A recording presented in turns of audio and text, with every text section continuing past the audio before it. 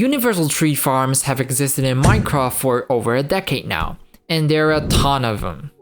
Fast UTFs largely fall into two categories: zero-tick farms and honey slime farms. Both categories have been pushed to the extreme as each new farm builds on the designs before it, and in 2026, there's little room for improvement. So why did we decide to build a new one? Well, it turns out that there is one big trick that hasn't yet been applied in the honey slime category. So we set out to take that final step. But first, we had to decide on a piston layout. The most difficult part of that is making sure it can harvest all tree shapes safely, which means dealing with the branches of Acacia, Azalea, and cherry trees. While their growth seems pretty random, the branches follow a few specific rules which were discovered by Feng.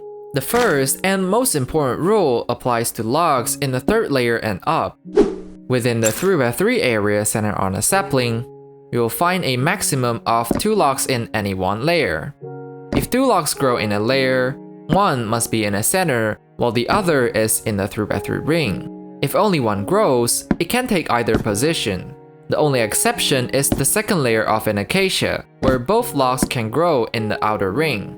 Beyond a center, we also have to worry about the 5x5 area. Interestingly, there are only 3 specific heights where we can find 4 logs on the same layer, which are the 3rd, 4th, and 5th layers. With these rules in mind, Feng created his star layout, using those rules to handle 7 tree types with a single 12 game tick sequence. Also notice how the second layer has a slightly different layout. This is to deal with the acacia branches mentioned earlier.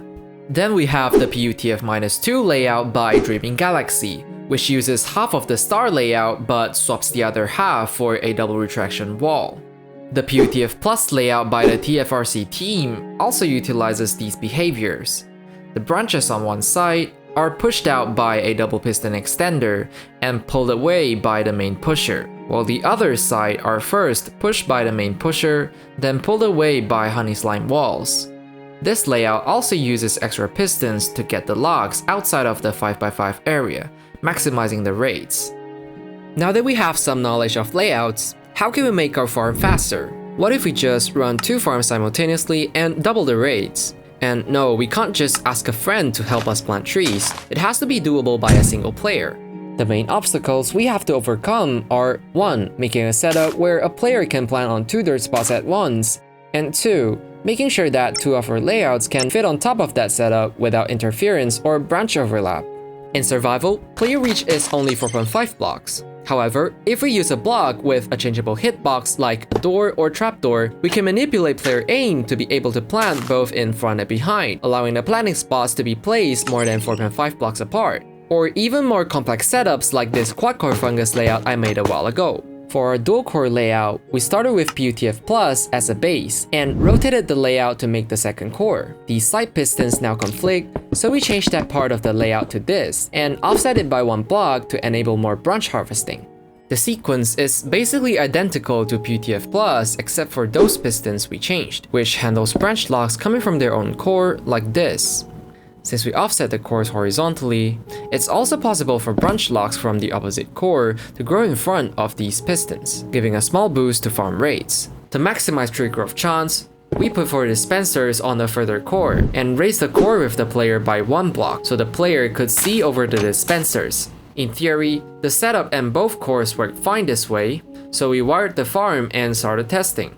That's where we hit a huge issue. Bee nests were generating in a farm, and since they're immovable, they stop the pushers and break the farm. After some digging, we found the issue. Cherry leaves from the lower core were growing into the 5x3x5 flower zone of the higher core. To fix this, we had to remake the entire farm without height offset, which also forces us to use 3 dispensers with side retraction for the further core. Even with the bee nest issue solved, cherry and acacia trees are still a nightmare because of their sheer leaf density. The leaves send updates the moment they generate, which can completely break our timings. Take these pistons for example. They're supposed to remain budded, but if a leaf generates nearby, it updates the pistons and causes them to extend too early, breaking the farm. To fix this, we had to pack the farm with glass and buttons to prevent leaves from growing where they shouldn't. There's also this funny issue when wiring the log stream. In versions 1.20 and above, there's a bug where the game treats logs as if they were leaves, whenever a tree grows, which triggers observers even though nothing actually changed. The full explanation is in the description if you're interested, but to get around it, we had to swap those observers for bells, which only update when the logs are actually moving.